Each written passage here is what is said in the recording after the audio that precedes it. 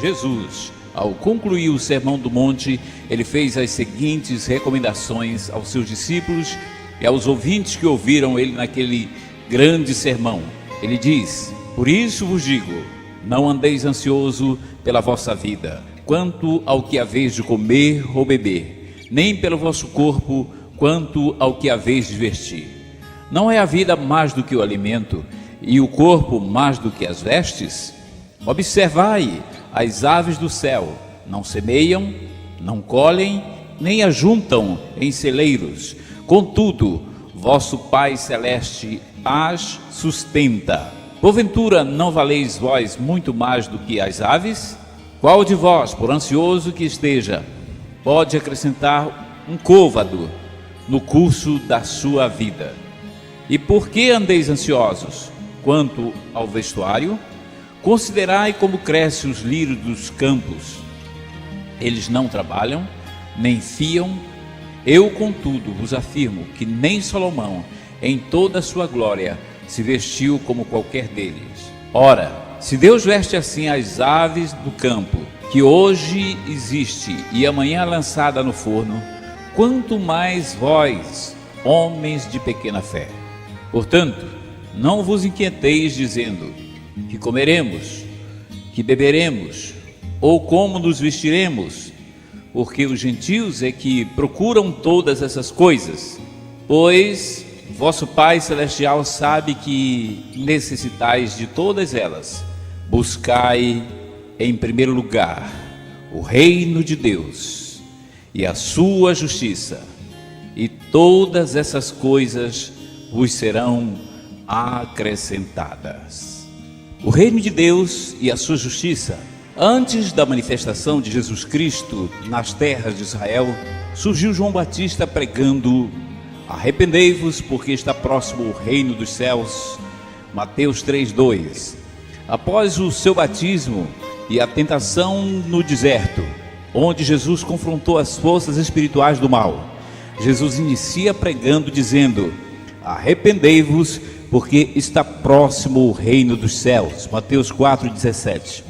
Nas bem-aventuranças, ele diz: bem-aventurados os perseguidos por causa da justiça, porque deles é o reino dos céus. Na oração do Pai Nosso, ele diz: venha a nós o teu reino. Os ensinamentos de Jesus, através das parábolas, sempre estão apontando para o reino de Deus e a sua expansão. Quando ele menciona a parábola do semeador, por exemplo, os discípulos ficam sem entender e lhe pedem um melhor esclarecimento. Jesus lhes diz: a vós outro é dado a conhecer os mistérios do reino dos céus. Mateus 13:11. Jesus diz que a parábola do semeador diz respeito à pregação das boas novas nos mais variáveis terrenos e deixa claro que para se ter bons resultados, a semente deve ser semeada em boa terra. Mateus 13:18-23. Na parábola do grão de mostarda, ele ensina que por mais que a semente seja pequena, mas a sua qualidade é capaz de produzir um grande resultado. Mateus 13:31-32. E na parábola do fermento, em Mateus 13:33, ele ensina que o fermento produz crescimento no reino de Deus. Jesus prossegue pregando o evangelho do reino, dando as chaves do reino dos céus, dizendo: dar-te-ei a chave do reino dos céus, e o que ligares na terra terá sido ligado nos céus. Mateus 16:19. É importante observar que praticamente todas as parábolas ensinadas por Jesus, elas sempre estão apontando a obra missionária ou evangelística, e ele sempre está dizendo, através das parábolas: lancem as redes da evangelização, apanhem muitos peixes. Ele está apontando para a evangelização. A seara está madura para a ceifa. Ele está falando acerca da evangelização. Ele diz: roguem ao Senhor da seara para que envie ceifeiros para a sua seara. Ele está mandando orar em prol da evangelização. Orem voltados para as necessidades do reino. Jesus Cristo passou o tempo todo pregando o evangelho do reino, ensinando o evangelho do reino, implantando o evangelho do reino, divulgando o evangelho do reino, investindo no evangelho do reino. E no final da sua missão, ele chamou os seus discípulos e lhes disse: ide e pregai o meu evangelho a toda criatura. Ele estava dizendo: pregai o evangelho do reino a toda criatura. Jesus ordenou que o evangelho do reino seja pregado a toda a criatura, em todas as nações. E ele diz: então virá o fim, falando do período da grande tribulação que iniciará com o arrebatamento da igreja. A igreja é fruto da pregação do evangelho do reino. Por outro lado, as pessoas que rejeitarem o evangelho do reino irão sofrer na grande tribulação.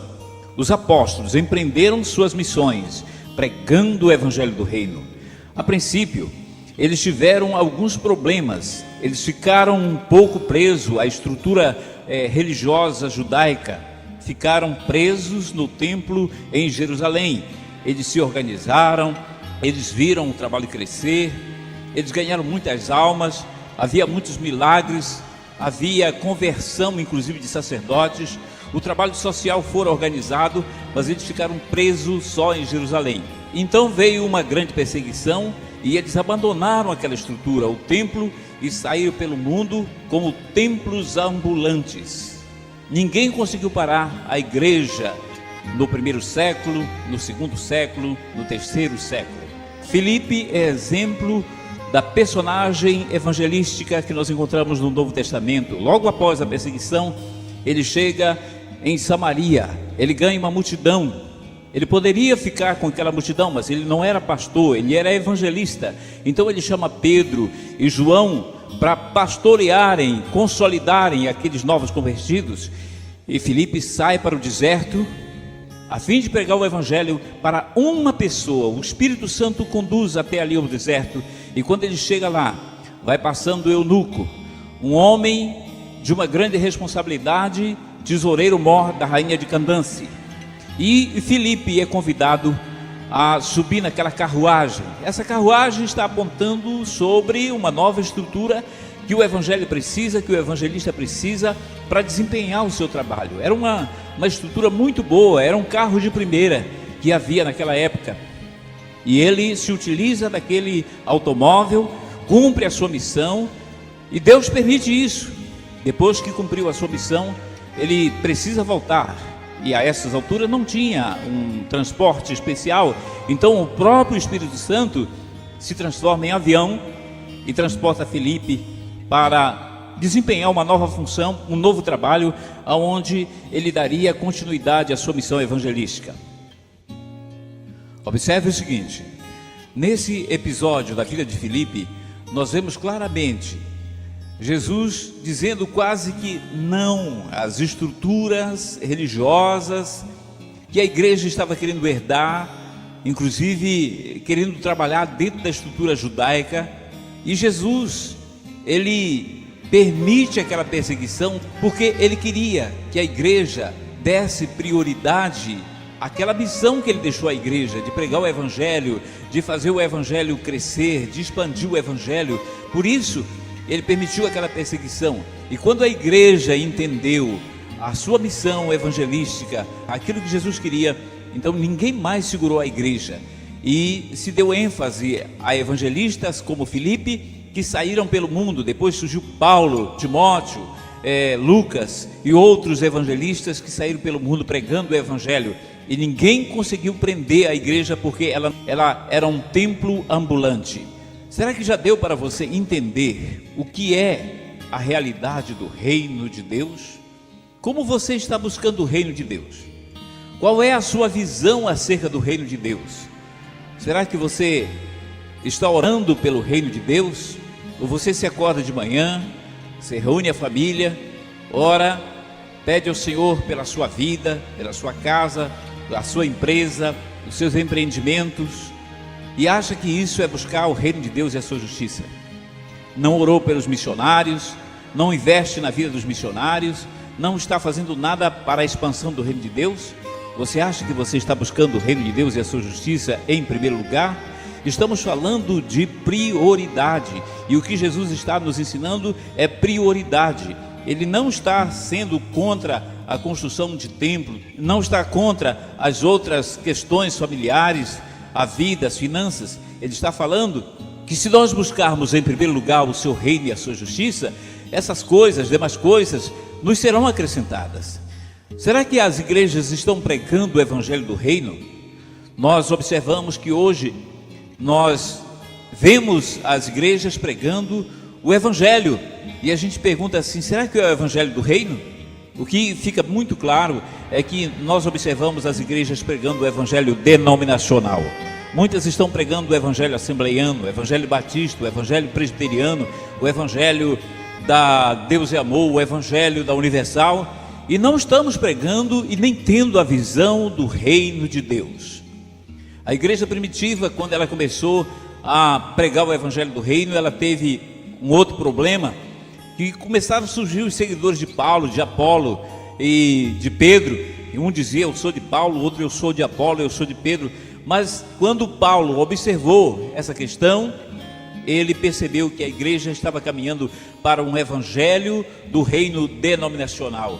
Então ele exortou duramente aquela igreja para que se voltasse para o evangelho do reino.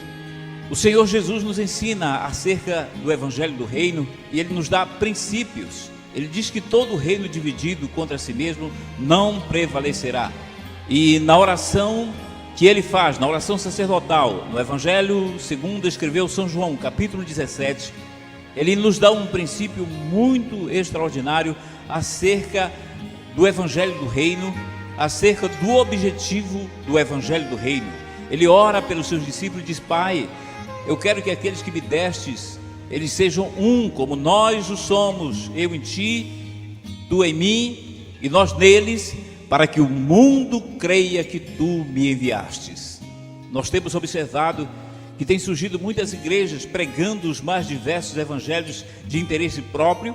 Surge uma igreja a cada esquina, em cada momento, mas realmente não vemos uma ação conjunta do que diz respeito ao evangelho do reino.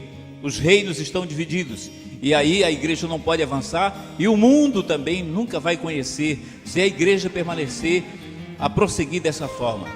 Tem que haver uma resposta para a oração que Jesus fez em nosso favor. Ele disse: aqueles que me destes, eu quero que eles sejam um, assim como nós somos um.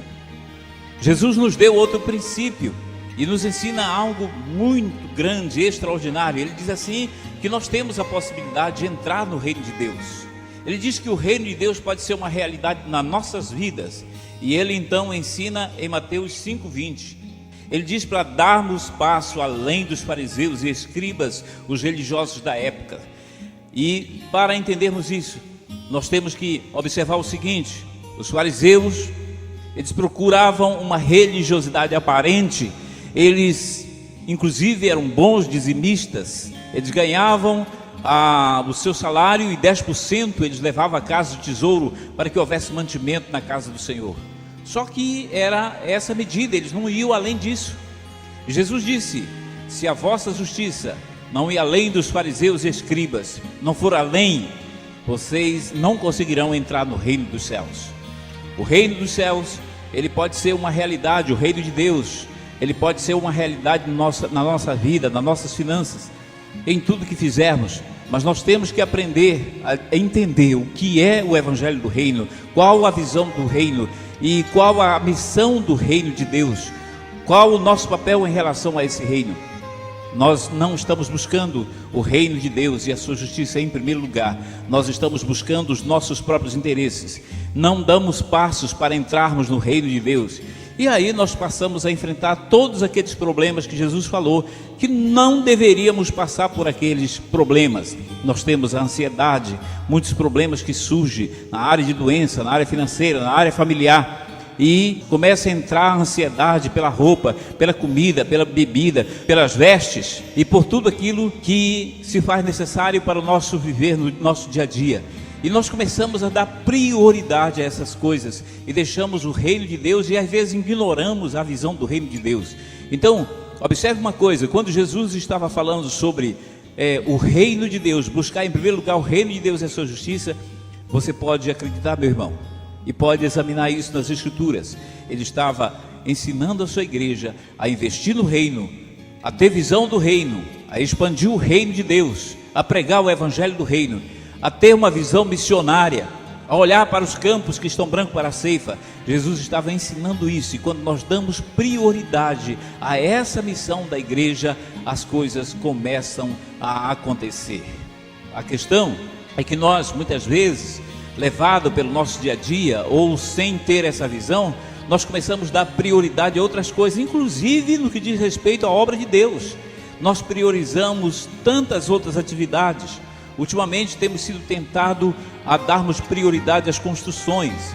Esses dias eu encontrei um amigo meu, um pastor da igreja em Vila dos Cabanos, e ele estava fazendo uma grande construção. Esse homem estava enfrentando grandes dificuldades. Eu pude sentir as suas necessidades. Um dia orando, o Senhor falou ao meu coração, e eu passei para ele essa mensagem. Eu digo: meu irmão, dá prioridade ao reino de Deus, à obra missionária, à obra de evangelização, aos missionários. E ele começou a adotar missionários, e ele disse: olha, Deus falou ao meu coração que esse lugar seria um celeiro de missões. E começou a aparecer nas congregações cartazes, apelos missionários, começou a haver levantamento de recursos para obras missionárias, começaram a investir em missionários na Bolívia e em outras regiões. Resultado: ele começou apenas, mas o que ele está fazendo até hoje em prol da missão, Deus já está valorizando de uma tal maneira que hoje, aquela grande construção que ele está construindo, uma construção cara, com valores muito elevados, e ele não está nem aí preocupado.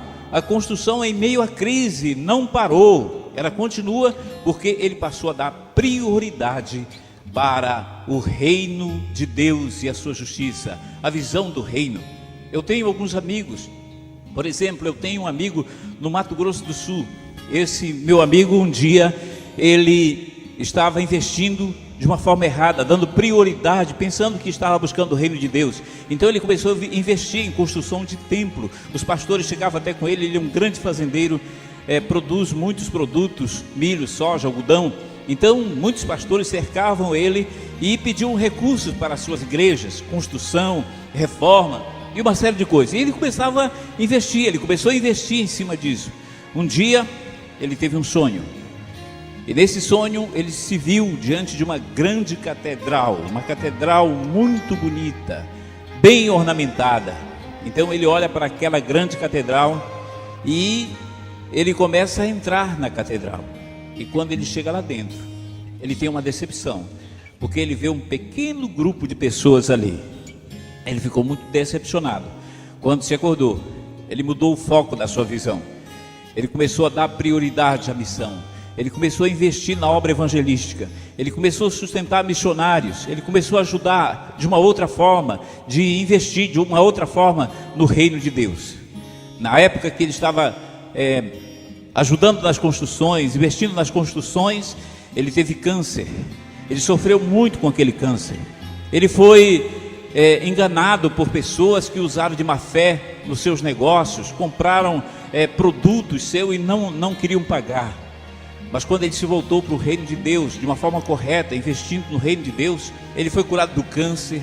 As pessoas que estavam devendo se aproximaram dele, começaram a pagar suas dívidas, e Deus começou a abençoar. Hoje esse homem mora na Suíça. Ele vem periodicamente no Brasil. Ele conseguiu encontrar algumas pessoas que exercem a função de José do Egito na sua fazenda, e ele colocou aqueles moços ali trabalhando, e hoje ele é um homem despreocupado, que vive em paz, que goza da vida, vivendo em outros países, viajando para a Europa, e não está nem aí com os problemas, porque ele começou a adotar missionários, e começou a ter visão do reino de Deus, e acerca daquilo que é buscar em primeiro lugar o reino de Deus. O seu pai também faz a mesma coisa. Meus amigos, se nós quisermos enfrentar a crise, nós quisermos sair do caos, se nós quisermos ter sucesso na obra de Deus, nós temos realmente que ter a visão do reino de Deus. O que é buscar em primeiro lugar o reino de Deus? Como é que nós podemos fazer alguma coisa em prol do reino de Deus? E quando nós aprendermos isso, então não tem crise, não tem problemas, não tem dificuldades, não haverá essas coisas nas nossas vidas, porque a palavra de Deus, ela ensina como princípio isso. Olha, vocês não podem estar preocupados com as coisas seculares, com roupa, com calçado, com essas coisas aqui desse mundo. Mas se vocês quiserem ter essas coisas, busquem em primeiro lugar o reino de Deus e a sua justiça, e as demais coisas vos serão acrescentadas. Às vezes ficamos pensando, por que Jesus ele quis implantar o reino de Deus nessa terra? Porque ele usou a igreja e usa a igreja para manifestar o reino dos céus aqui na terra. E mesmo que ele tenha dito que meu reino não é desse mundo, por que que ele ensinou a igreja dessa forma e sempre apontou o evangelho do reino, e ele quer que a sua igreja prossiga pregando o evangelho do reino?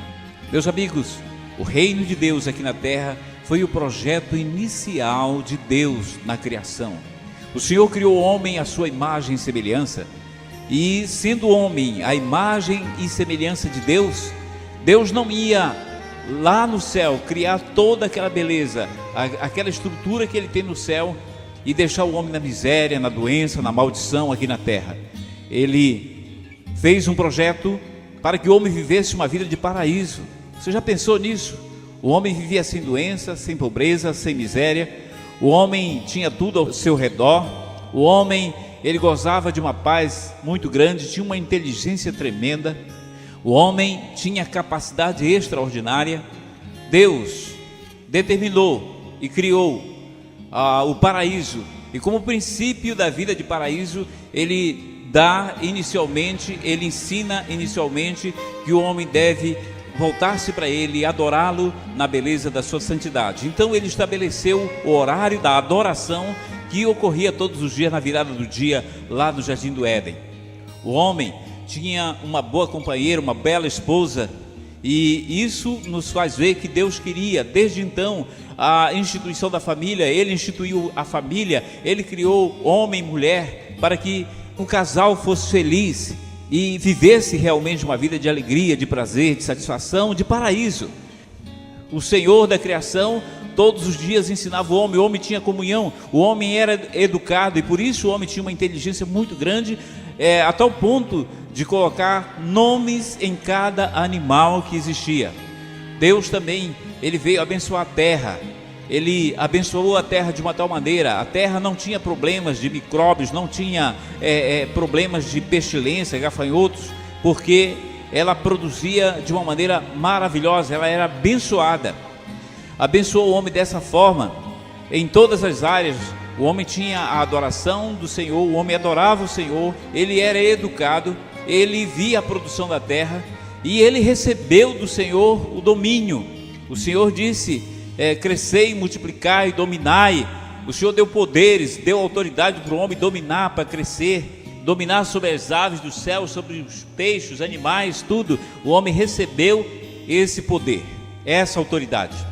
Porém, veio o pecado, e o foco do pecado, e a razão do pecado, e os motivos que levaram o homem a cair, fez com que ele perdesse o foco da adoração, porque o tentador que surgiu ali já havia desfrutado da comunhão com Deus. Então, como ele sabia que o homem tinha um horário estabelecido para adorar o Senhor todos os dias, ele tentou tirar o homem desse foco, a fim de que o homem viesse a pecar, a cair, perdesse a autoridade, perdesse todas essas coisas. Então, quando o homem pecou e se tornou adorador de Satanás, Satanás passou a ter autoridade sobre o homem. Ele chega a dizer que ele é o príncipe desse mundo. As escrituras falam que ele é príncipe deste mundo, e passou a ter domínio numa série de coisas. Ele confrontou Jesus dizendo que todos os reinos haviam sido dados a ele.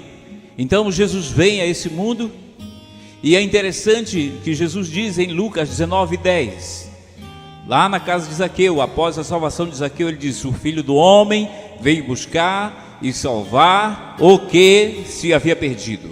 Entretanto, essa passagem bíblica, ela tem sido distorcida, isto porque muitos pastores evangelistas interpretam, e a igreja interpreta esse versículo da seguinte forma: o Filho do Homem veio buscar e salvar os perdidos. E não é isso que está escrito. É claro que o Filho do Homem veio buscar e salvar os perdidos, mas esse versículo, a passagem bíblica em Lucas 19:10 é mais abrangente. Diz assim, que o Filho do Homem veio buscar e salvar o que se havia perdido. Nessa reconquista de Jesus para buscar e salvar o que se havia perdido, ele quis novamente que o homem voltasse a reinar na terra, que a vida de paraíso voltasse a ser uma realidade na terra. Então Jesus, ele procurou recuperar tudo aquilo que o diabo havia tomado de conta, tudo aquilo que o inimigo havia deturpado.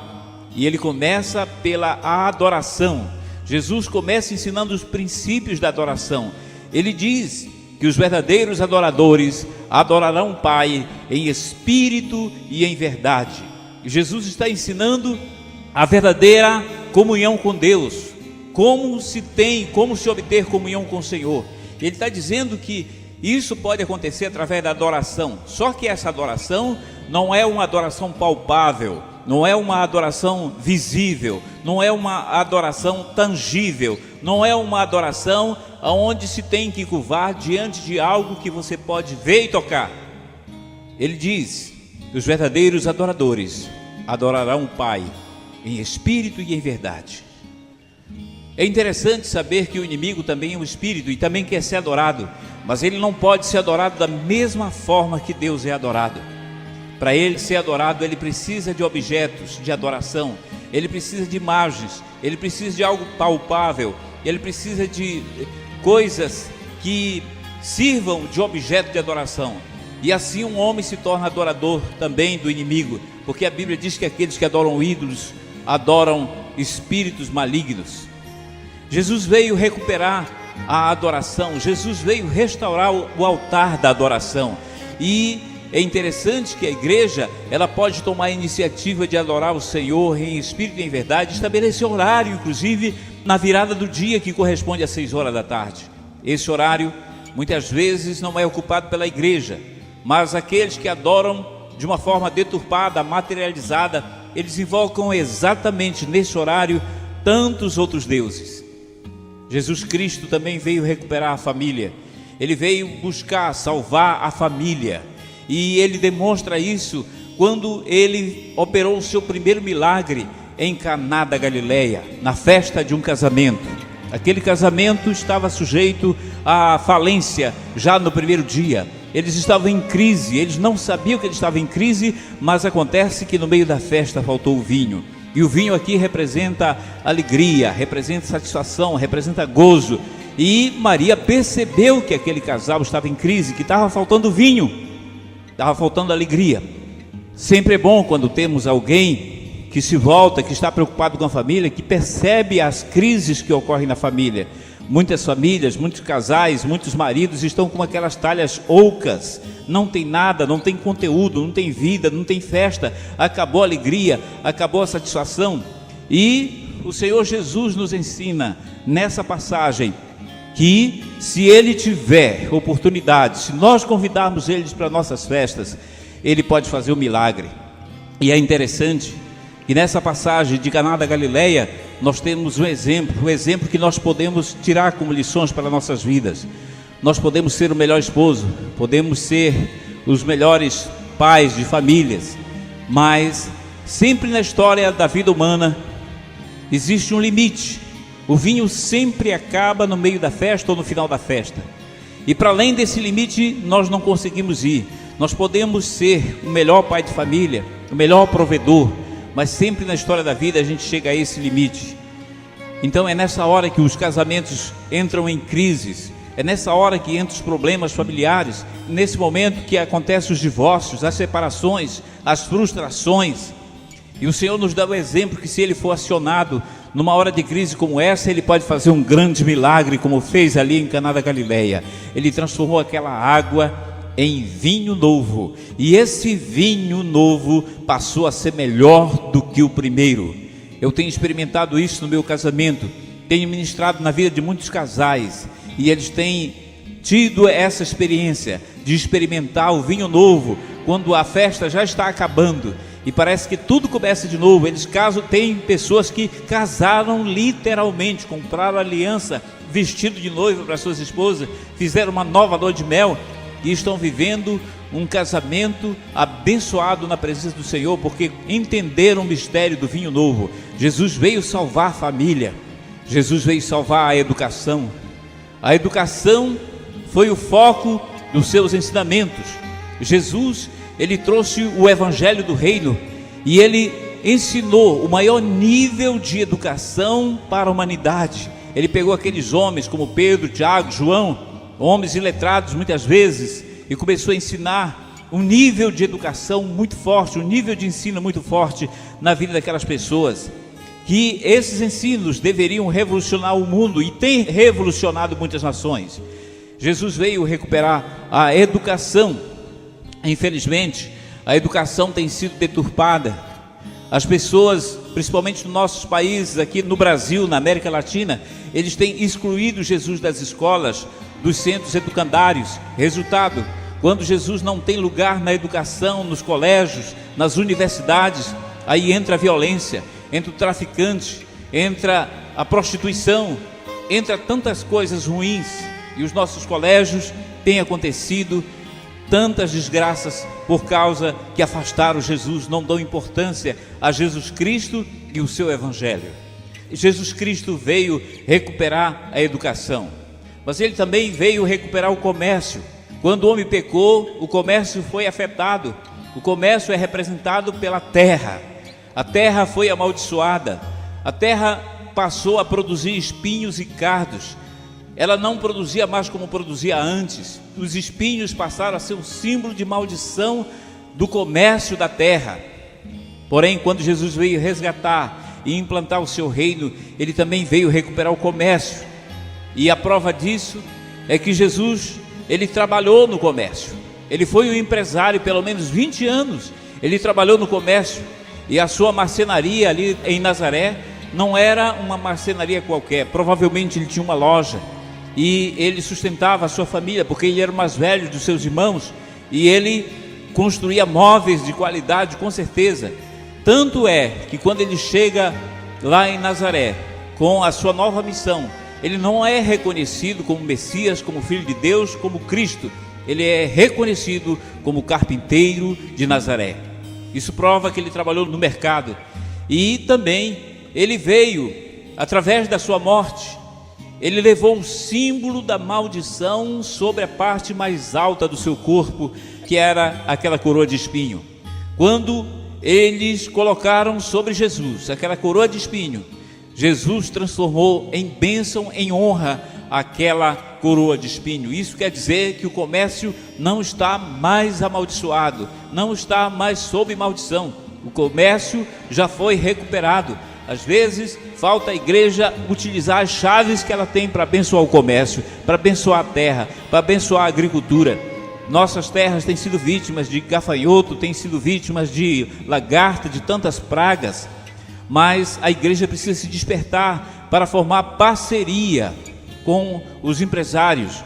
Eu tenho tido muitas oportunidades de ministrar em fazendas, de ministrar em lugares, campos, muitos lugares assim.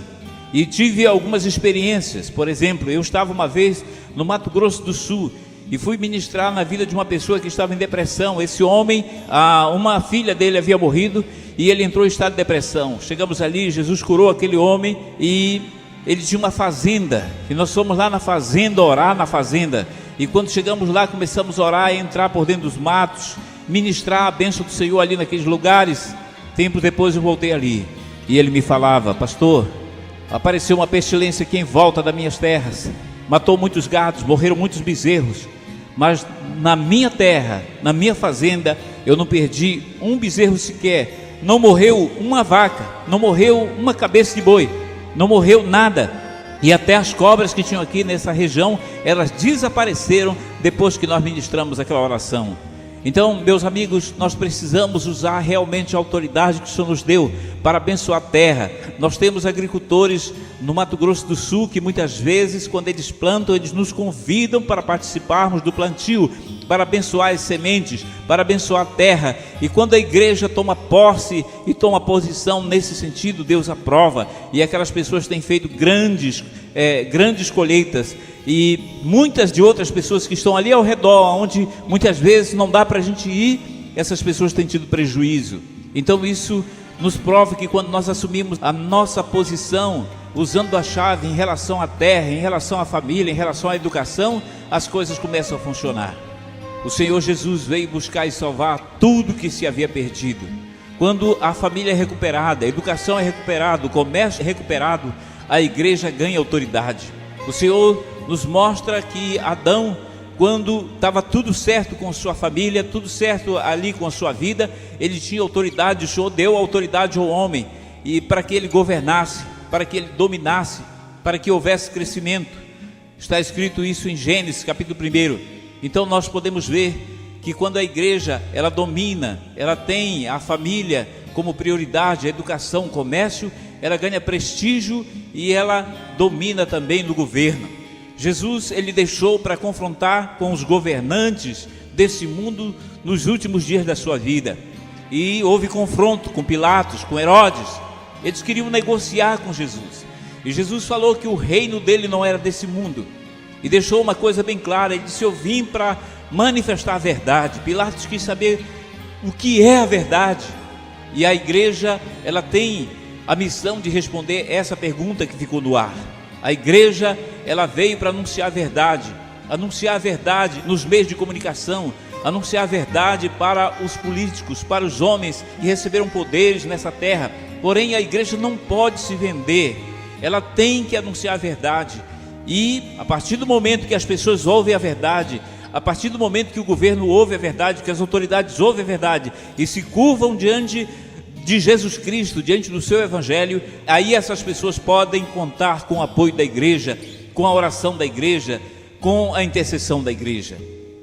Para que o reino de Deus se manifeste em nossas vidas, na família, na igreja e na vida da nação, precisamos usar hoje os mesmos princípios que Jesus também usou para manifestar o seu reino naqueles dias, nos dias de Davi, nos dias de Jesus Cristo. Em primeiro lugar, temos que abrir mão do nosso velho eu, da nossa religiosidade. Todas as nossas velhas estruturas devem cair por terra, para que possamos receber o reino de Deus como uma criança. Lucas 18:17.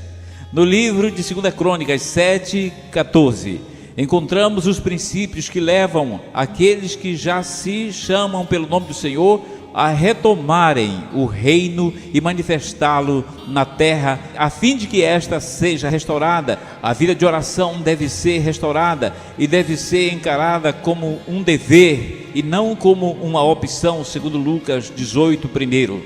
O verdadeiro louvor e a adoração deve ser também um estilo de vida. Davi precisava ter sangue real, ser filho de rei para poder reinar. Sem esses requisitos era impossível chegar ao trono. E como Davi chegou lá? Ele usou as armas do louvor, da adoração e travou uma batalha com as fortalezas do mal. O verdadeiro louvor e a adoração é o maior nível de batalha espiritual à nossa disposição para atingirmos o impossível.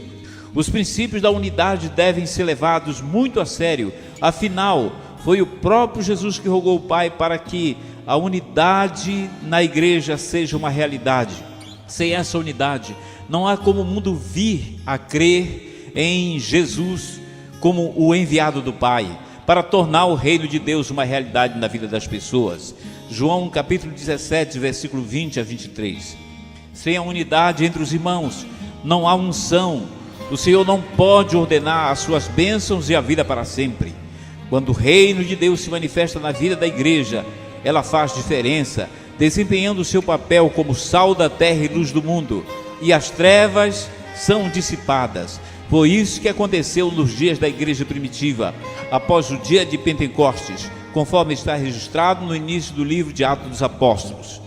A manifestação do reino de Deus na vida de Saulo transformou o grande perseguidor em um grande pregador do Evangelho do Reino de Deus. Foi o que mais se destacou na pregação do Evangelho e na manifestação do Evangelho do Reino, transformando vidas, povos, nações em seus dias. Porque o mundo mergulhou na Idade das Trevas durante 1000 anos após o belo exemplo da igreja primitiva, no século I. Simplesmente a igreja, ela deixou de pregar o Evangelho do Reino de Deus e passou a pregar o Evangelho do Império Romano, substituindo o Evangelho do Reino de Deus por um sistema religioso pagão cheio de dogmas e heresias. Quando o Reino de Deus foi retomado através dos reformadores e dos heróis da fé, países que estavam mergulhados nas trevas, como Alemanha, Suíça, Inglaterra, Escócia, Suécia, Noruega, Holanda e outros países, eles sacudiram a poeira da idolatria, do paganismo e deram a volta por cima. Libertaram-se do jugo do papismo e de Babilônia. E o reino de Deus se manifestou na economia, na política, nas famílias e em todos os segmentos da sociedade. O reino de Deus tem se manifestado em nossos dias na Coreia do Sul através de um homem que recebeu a visão do Evangelho do Reino de Deus. Po Yong-soo, como é conhecido, tem sido usado por Deus para levar a igreja a viver na dimensão do Evangelho pleno, através da vida de oração e do louvor e adoração. A Coreia tem sido dinamizada com a mensagem transformadora do Reino de Deus. Esse país, que até pouco tempo era um país de terceiro mundo, já se tornou uma nação de primeiro mundo e uma nação super desenvolvida. O reino de Deus tem se manifestado na cidade de Cali, na Colômbia, uma cidade que até pouco tempo era dominada por traficantes de droga, os quais influenciavam toda uma sociedade, trazendo horror, violência, pobreza, miséria. Os líderes das igrejas levaram suas congregações a se unirem em vigílias, orando em grandes estádios, para que o reino de Deus se manifestasse. Hoje, Cali já é um exemplo de uma cidade restaurada. O mesmo tem acontecido na cidade de Homolonga, na Guatemala, uma cidade onde predominava a pobreza, a bebedice, a miséria, patrocinada pela idolatria religiosa. Hoje aquela cidade é uma cidade abençoada, ela produz grandes quantidades de legumes gigantes. As cadeias foram fechadas, os bares transformados em igreja. O reino de Deus é uma realidade naquela cidade. E no Brasil, já é tempo de despertar, povo de Deus. Quando o reino de Deus se manifestar, as portas do inferno cairão por terra e não poderão mais prevalecer.